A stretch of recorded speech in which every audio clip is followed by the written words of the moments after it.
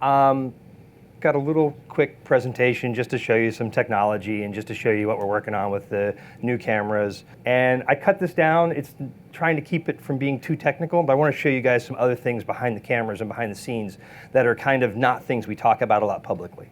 So really, with the new cameras in this year, we're looking at making a lot of changes. We've got a brand new sensor and we've got a brand new processor, okay? So we've got the X-Trans CMOS 3 sensor, and we have this new X Processor Pro. These are sort of the two cornerstones of the new product going forward, and they're custom for us, and they're things that we are going to be used in basically every product that we're doing going forward now, is keeping the same technology. So starting a little bit with sensor, people always ask, why do you guys do X-Trans? Why? What does this thing do? And so I always like to talk about it just a little bit, okay?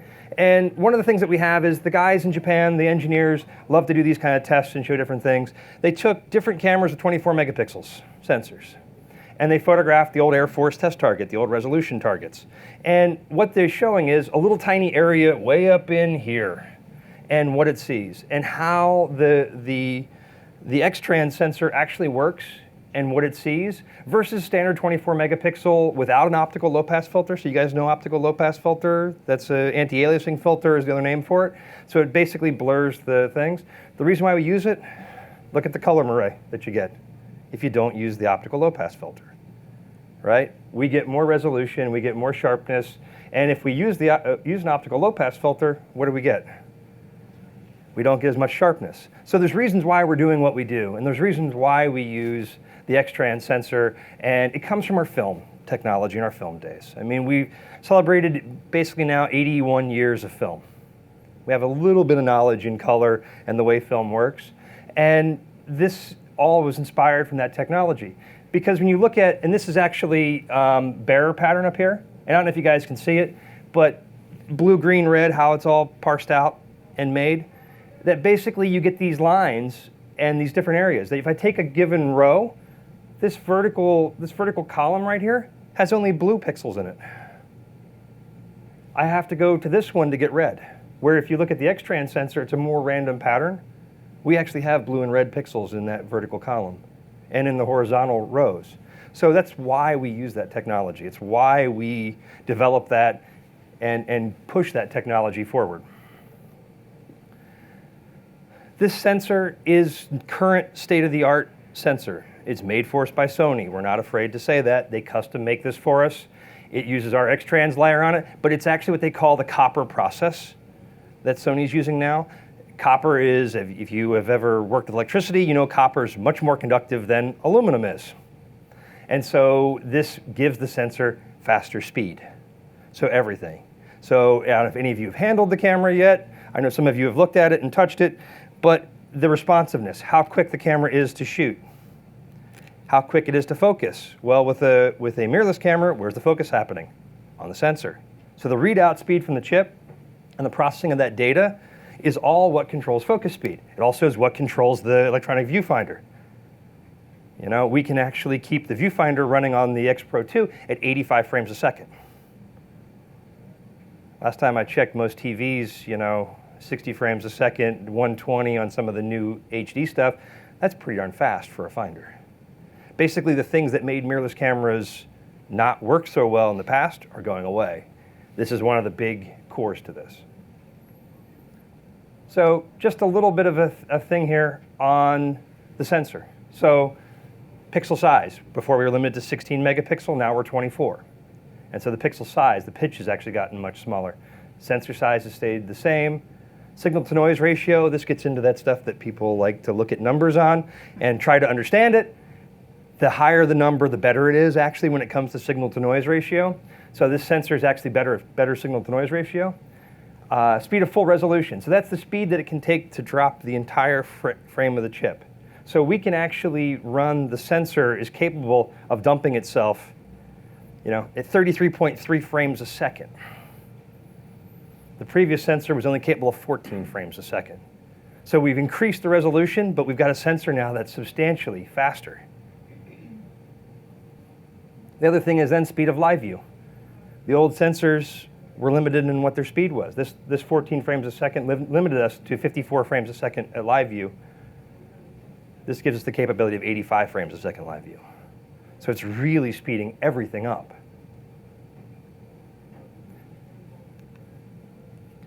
Then the processor. The processor is the other half of the engine, right? You know, you got a car, you got a transmission, you got a motor, you got wheels, you got all these different pieces that have to work together. And so when we talk about imaging, you know, we got processor and we got sensor, and those two things got to work hand in hand. We supercharge the processor, but the sensor's still old. We can only do certain things. If we upgrade both pieces, we can do certain other things. So just the nature of the processor.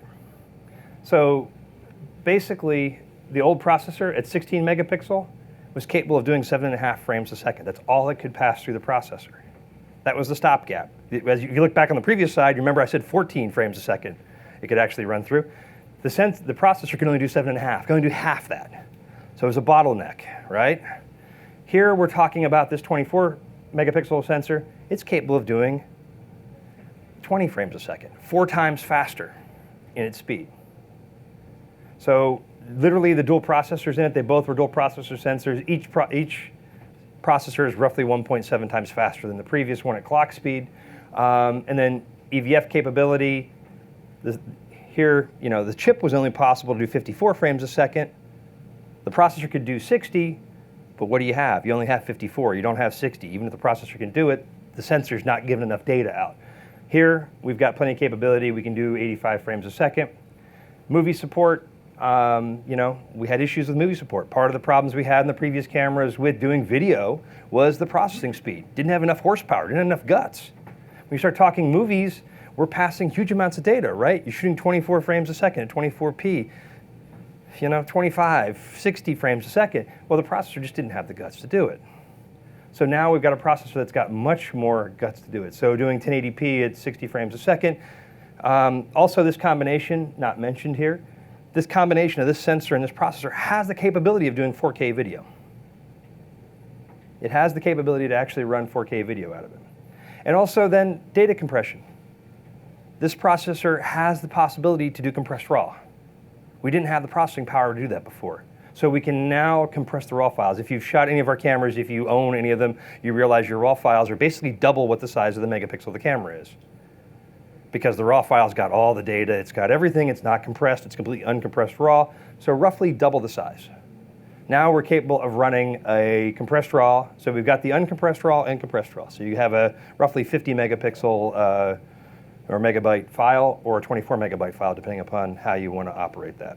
Just a couple other things that they've changed on the new sensor and processor. They've expanded the phase detection area. So if you look at the old XT1, I call it the old XT1, it's 2 years old, it's not old. If you look at the T1, you look at any of the previous generation cameras, the XE2, the XE2S and stuff like that, this was the phase detection area. All right, it was this small little rectangle in the middle, right? So with the new sensor, they're able to expand that area of phase detection. This isn't just autofocus, this is just phase detection autofocus. This is the faster tracking autofocus that'll be good for shooting moving subjects. It also works a little bit differently than the contrast detection autofocus. So they've expanded that area, given you a much bigger range of autofocus points you can use. And just, this is why. They actually have to add extra pixels in there. They have to make extra little things on the sensor to actually use the phase detection capabilities. So that's part of the reason why the entire chip isn't phase detection. You got to do extra things to it. So one of the other things, film simulation. We talked about this just a little bit. You know, this is a little graph that kind of talks about what different film simulations look like and how they actually are rendered.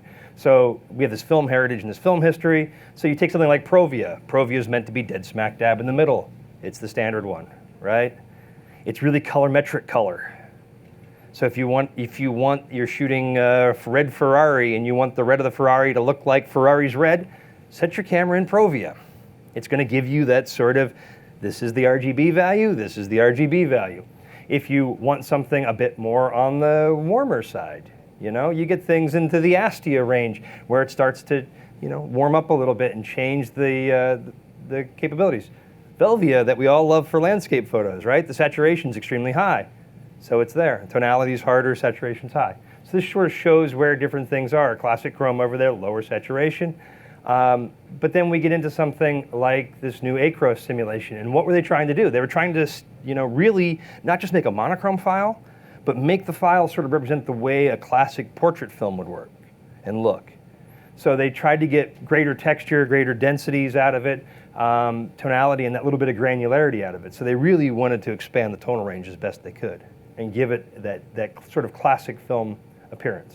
So just a quick example, the way the monochrome film simulation sees something versus the way the acros film simulation sees the same scene.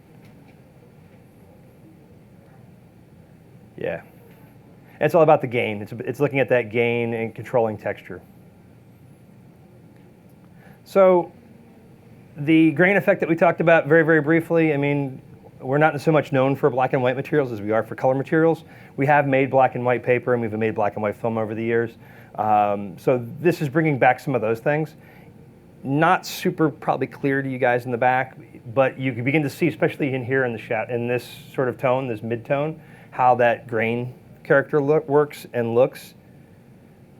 It's really just putting a texturing over the file to give it a little bit of that appearance like it would have had film grain in it. The whites look brighter in the strong side too. Yeah, well, I think that nature of putting in grain increases some of the micro contrast. So it's going to make things look brighter because you've got now a darker tone next to it because it's creating that little bit of a grain kind of patterning to it. So if you look in this, you see there's more speckling of tone. So I think it gives a visual impression that the highlights are brighter. So to jump into new products, and we'll just talk about these quick. So X Pro 2, and this is sort of the camera that's the flagship. That's the one that I'm assuming most of the conversation is going to be. I'm assuming most people are here to learn more about that camera. So we're going to spend the lion's share of our time on this today. So it has the new CMOS sensor, so the X-Trans 3, so the 24 megapixel, it has the new X Processor Pro. So this is the camera that has the things we've been talking about earlier. Has those two pieces of components in the system.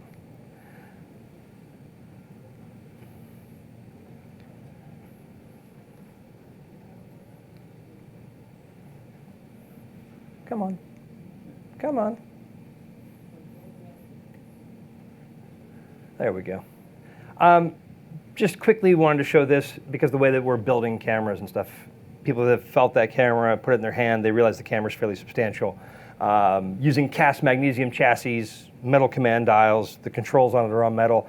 They really are trying to keep the quality and the construction of this camera at the highest possible levels. People talk about the shutter speed dial. The shutter speed dial with the ISO indicator inside of it, there's 28 pieces that make up that shutter speed dial to give you that capability and that flexibility in there. So taking something very simple like that as a concept and making it and implementing it into something that's practical to use is something that's very complex. So to take that simple little concept, it produces a quite complex little dial to be able to have all those things. Because now it's electronic. In the old days, what did it do? It changed the setting for the meter sensitivity, is all it did. And the shutter speed dial was a mechanical connection. Well, now it's all electronic. It's electronic connections to control the shutter speed, and now it's electronic connections to control all the other features inside there with the ISO settings. Weather-resistant design. You know, we're adding this to more and more cameras so the X Pro 2 now is weather-resistant. We'll, go out in the rain with it. People often ask, how weather-resistant are these cameras? I have walked across the Sydney Harbour Bridge in Sydney, Australia, with an XT1 and the 18-135 lens. I don't remember where it's at, right here. That is weather sealed in a pouring down rainstorm. It still works just fine. It's pretty amazing how much water and abuse these things will take. We've had a couple photographers that have shot things and gotten cameras wet to the point where they shouldn't be surviving and shouldn't be telling the tale, particularly with seawater, which is absolutely horrible and corrosive. And I'm always surprised. We had a photographer, Dan Bailey, who's out of Alaska, who was actually photographing helicopter skiing. And when one of the helicopters came into land, another brand camera he was using proceeded to stop working because water came in through the lens mount and shorted the contacts in the lens. His XT1 body with a non-weather sealed lens kept working. So he quickly has switched completely to our cameras and lenses because of that capability, because of having that flexibility and having the cameras that work when he needs them to. So one of the things that they did just for fun, I don't know if you guys saw any of the coverage from Japan back in January for the 5th anniversary event that we had, but they actually weathered one of these cameras. There were 3 guys that took this camera around and actually purposefully weathered it to see what the camera would look like if it had the equivalent of like 10 years of hard use on it. So they actually weathered a camera, which I thought was kind of interesting. I keep asking for it. They don't want to give it to me. So one of the things that makes the X Pro camera interesting and what makes it unique is the hybrid multi-finder, okay? So having that optical finder. And what that does is it gives us, and the thing about pointers is you can't use them on screens. The optical viewfinder gives us these frame lines. And anyone that's ever used a rangefinder camera knows that there's great advantages to a rangefinder camera. There's advantages and disadvantages. The big advantage being seeing outside your frame. You see what's happening coming into your frame, what's going out of your frame, and being able to see, and you're not seeing lens vision. You're seeing the world the way your eye sees it. It's almost like you're walking around with a little piece of mat board and a 2x3 hole cut out of it, or an old slide mount, and walk around. You see the world the way your eye sees it. You don't see a lens vision. So you're not seeing the world at a 50 f1.4 when you're looking through an SLR camera. So it gives you that flexibility. Well, one of the things we introduced with the X100T was a secondary little pop-up window, right? So we could give live view inside an optical finder. It's great. If you want to manually focus this, it gives you the capability to have split image in there, to have focus peaking, to have different capabilities. Well, they've expanded that with the X Pro 2. I can now change the magnification in this finder window. I can see full frame, I can see 2.5x, I can see 6x. So I can use it for focusing, or I can use it to see the full frame. Why? What's this do? What's really cool about this? It solves the big problem of a rangefinder. The big problem of a rangefinder is accurate framing and parallax. You know parallax? You know what I'm talking about? Yeah, you were playing with it earlier, the way the frame lines move and jump around as you go closer, because you're looking here, the lens is here. So you have this disparaging sort of dissimilar thing. And if you get in close to things, the lens tends to see things a little bit differently than the finder does. And so being able to correct for that, being able to see what the lens is actually seeing. The other thing is frame lines. Frame lines are great. They're notoriously inaccurate. They're usually, on mechanical cameras, calibrated at a certain focal distance and at a certain distance away of focus. And so they tend to be more or less accurate at other distances. You might get more, you might get less. Well, this gives us the capability of seeing exactly what we're getting in this small little pop-up. And that's just the front of the camera with the little finder popped up, showing the little black rectangle that it shows in the finder. And all this, it gets controlled by the little lever on the front of the camera. So there's a little sort of nod to an old-fashioned rewind lever on the front of the camera that gives us the capability to switch the camera from the optical finder to an electronic finder, or pop up that little EVF in the OVF function. So if you haven't tried that out, there'll be plenty of time later. I'm happy to walk you through that and show you the different capabilities of that system. But then also, yes, we've got the full EVF capability, so that if we're in a really dark area, this is where EVFs really sing. Go into a black area. The EVF amplifies all the light. You get to see what's actually happening and be able to see when your eye still can't see what's really happening in front of you. So frame lines, the other thing here, we actually have the capability of showing you all the frame lines on a scene. So by setting a custom function button, I can actually bring up all the different frame lines for different lenses, so that if I was standing right here and I wanted to make sure I got all you guys in, I could kind of pre-visualize and say, well, I need to go pull the 10mm out of my bag because I'm not getting everybody in. This gives us the capability of seeing what a particular lens would see from a different vantage point without actually having to pull the lens out. Kind of helpful too if you're looking to expand your collection of lenses. You know, if you're standing right here and you want to make a picture of a building, you get to sort of preview it and say, well, yeah, that would probably be good with this lens. Gives you the capability to see that. So just a little bit more stuff on the electronic rangefinder and how it works, the different views. So there's full frame, zoomed into the 6x magnification. You know, one of the things that they've also added to this camera is different depth of field scales. This is one of those really good confusing things that likes to drive people crazy. They do a pixel bias depth of field, and they do a file format bias depth of field. So you know how we show, it's going to be hard to see from way back there, but on this one's going to be easier. The little blue scale, the little tiny blue ring around the focus point to show the depth of field scale.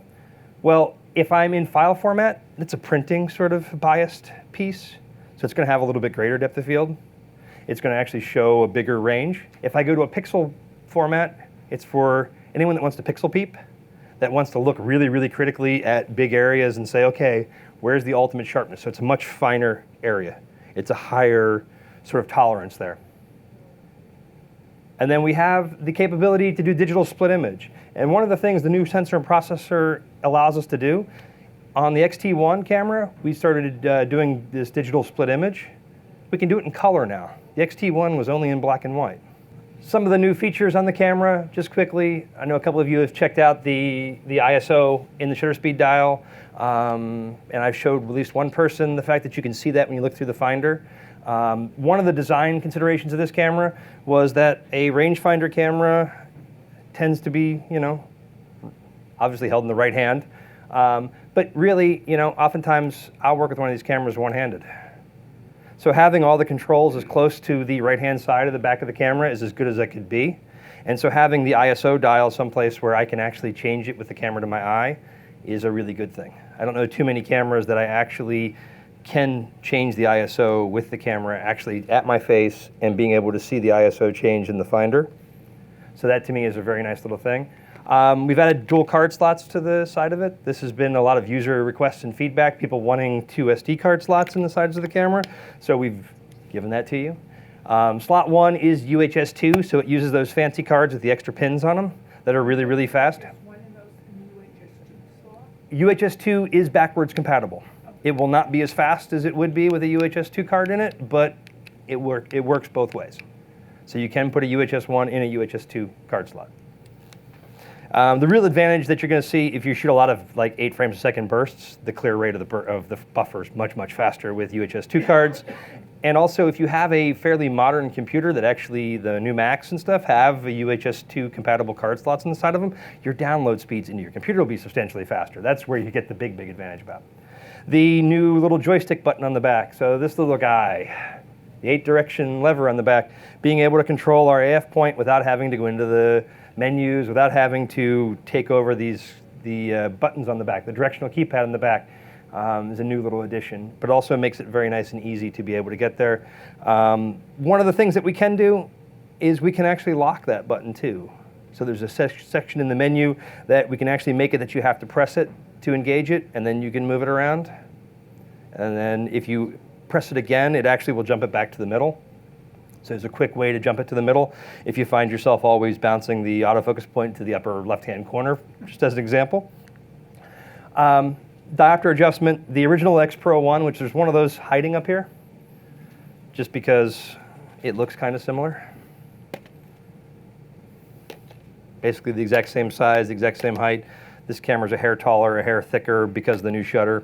But the diopter's built in. This camera you had to go buy round screw-in thread diopters that not a lot of people carry anymore.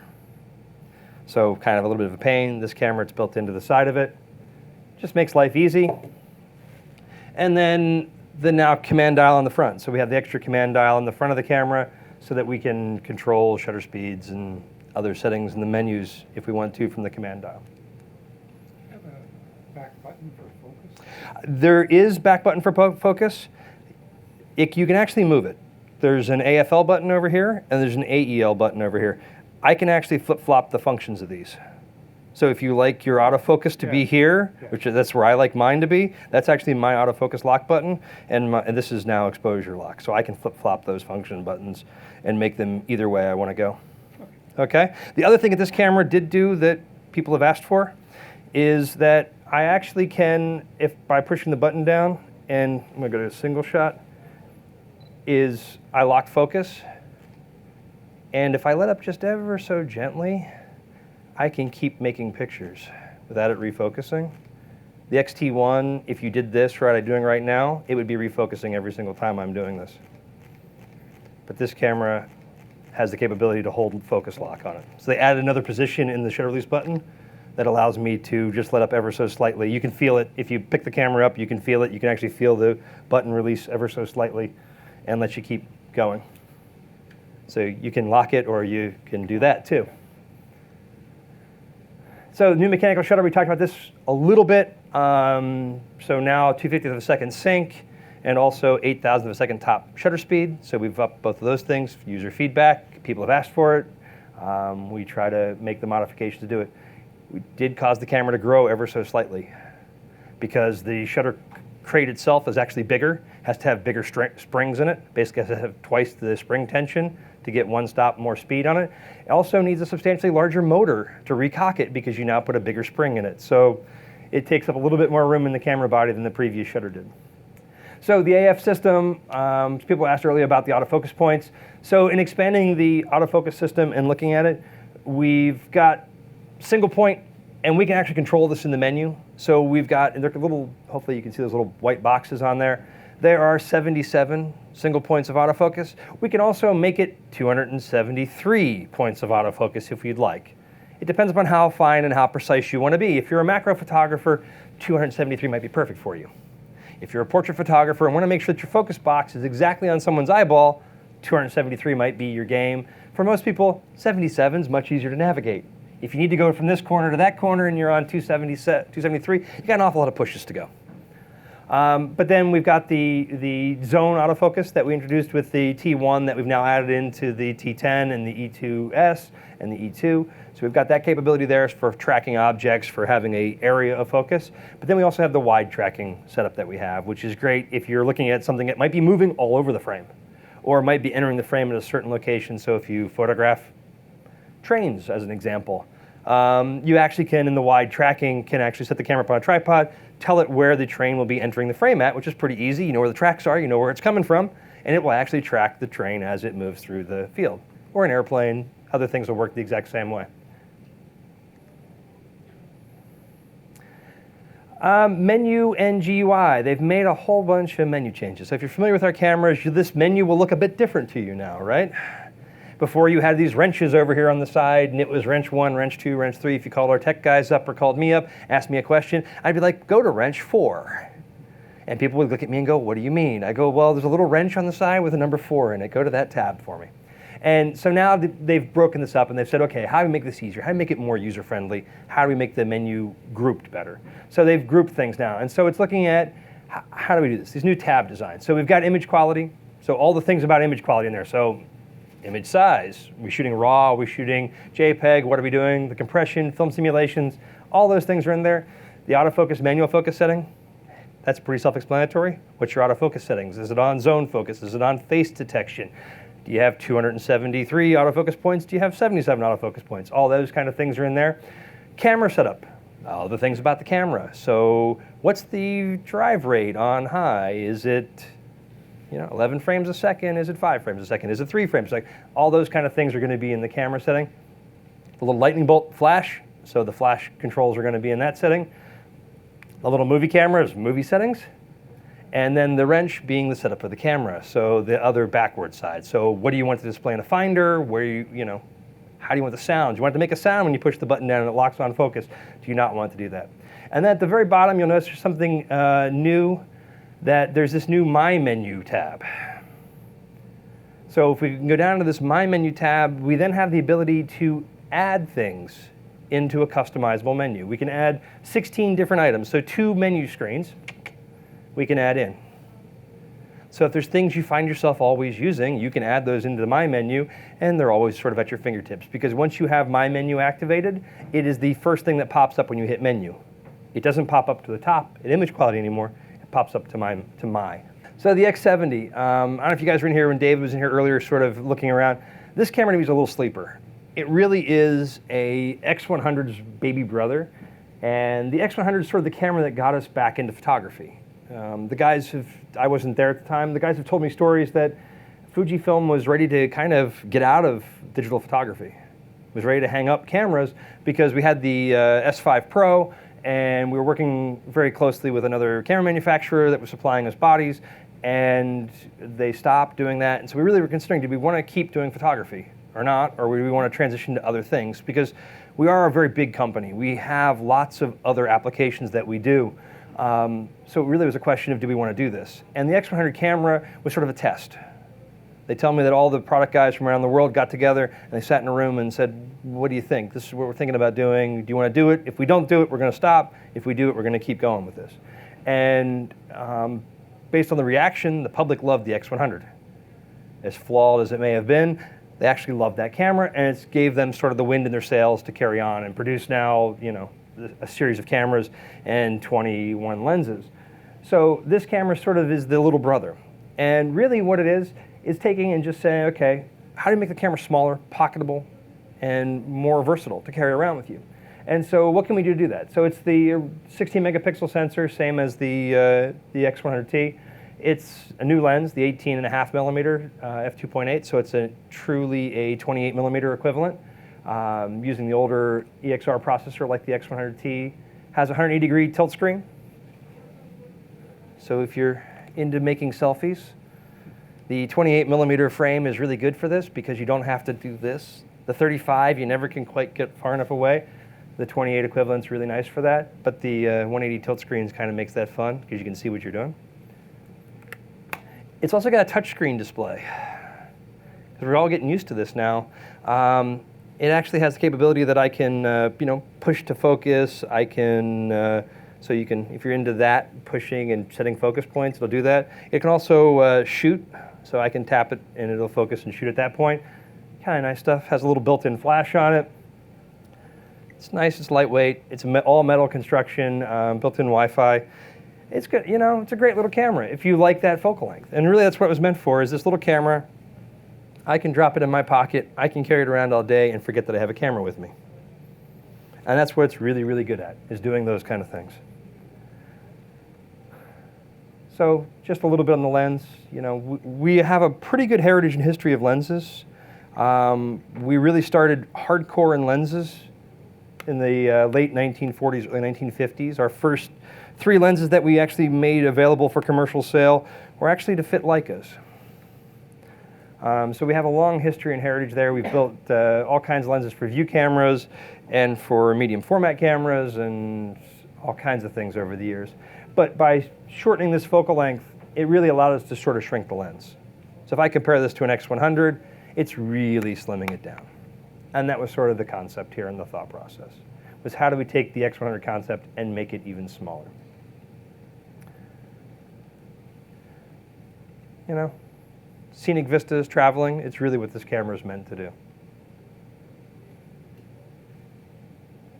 So just quickly, I mean, specifications, we lose a stop.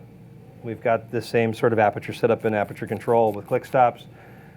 9 diaphragm bladed aperture, leaf shutter in this camera too, so you've got the flash synchronization capability there. Close focus, 10 centimeters. It's just a nice little run around camera.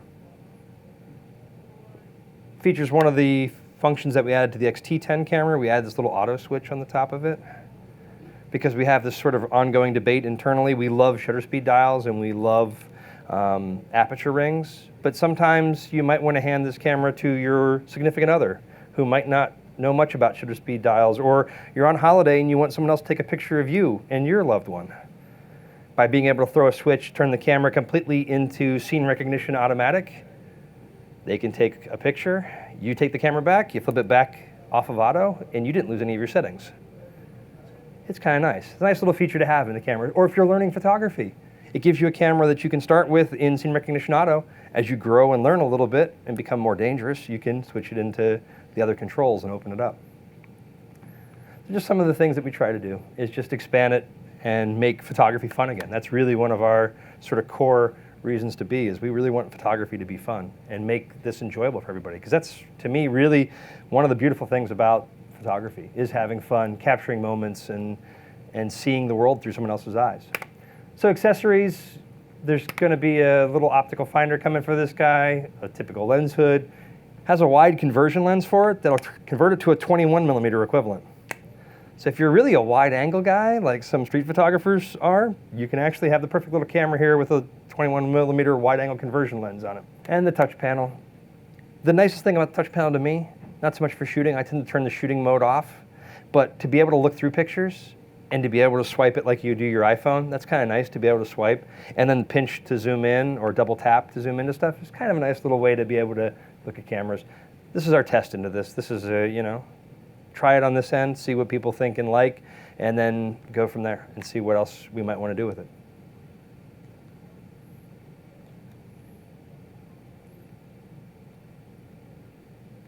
A couple images from people. One of the other features they added into this is a digital teleconverter, a fancy name for crop. It gives the capability, because it has a wide-angle lens on it, right? 28 millimeters wide angle, no one's going to pretty much argue that. But we can set up the control ring on the front of the lens to actually set the lens to change focal lengths. So it can do a 28 crop, well, 28's not a crop, but a 35 crop and a 50 crop.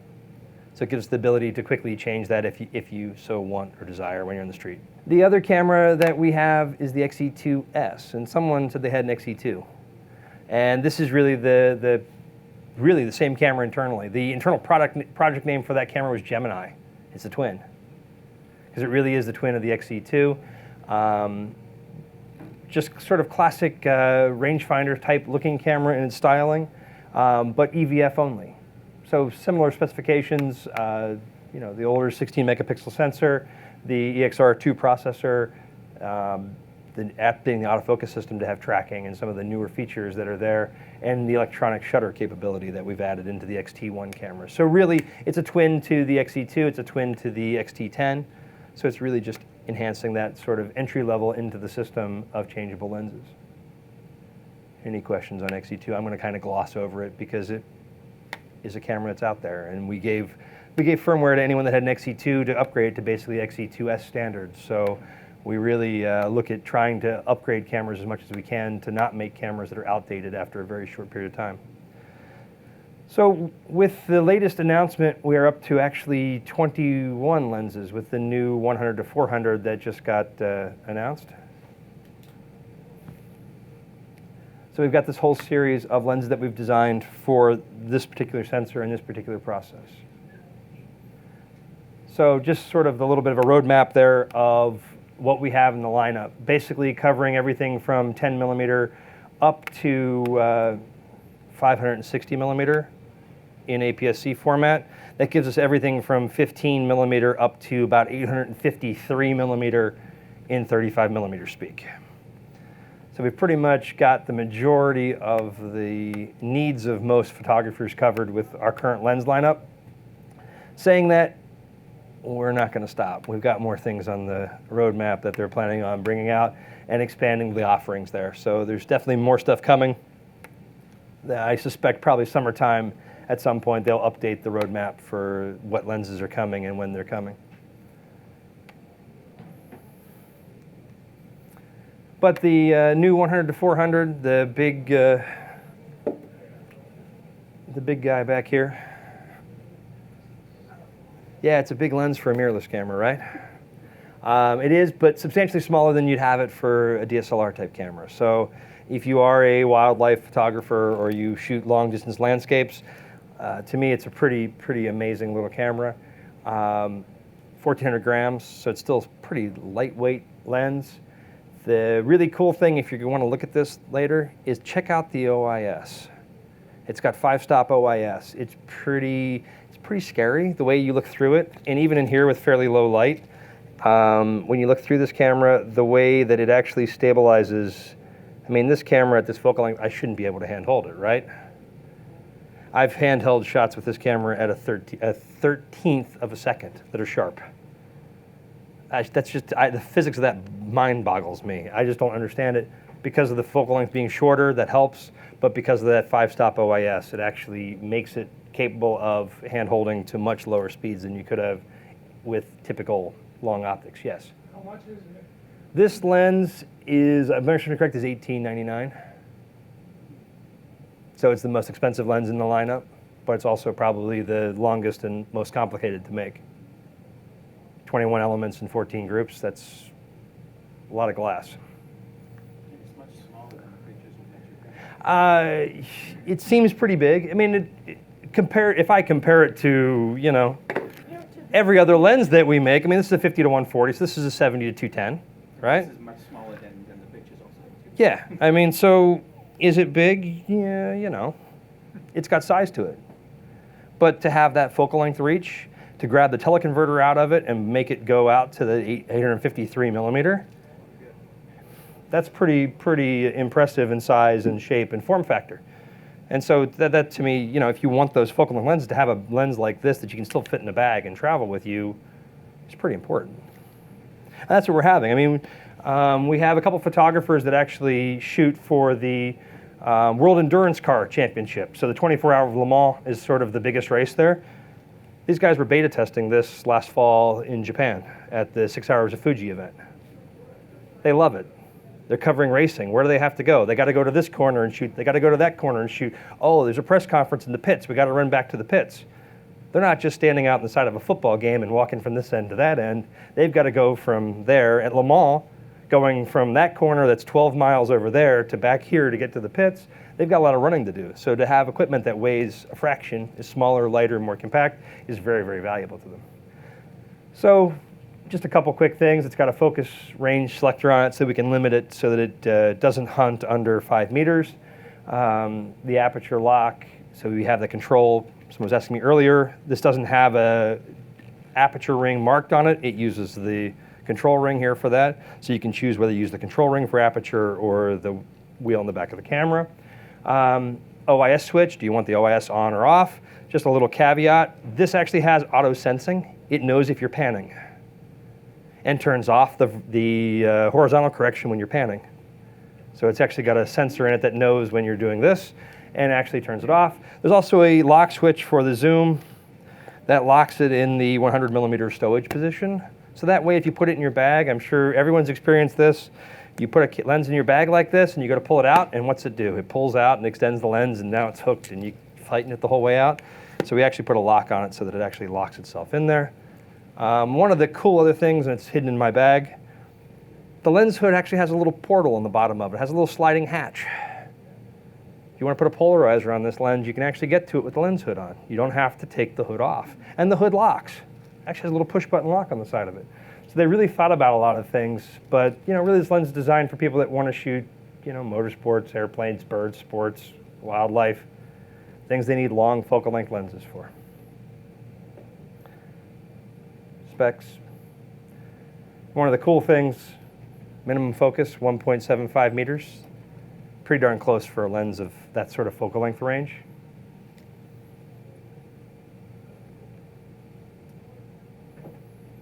Lots of glass.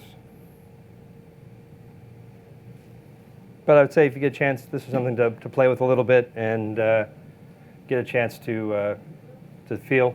The OIS is in the middle of it, so it's actually there to control it and make this work. It uses twin linear motors. So you know, some of the cool things that we do is some of the linear motors.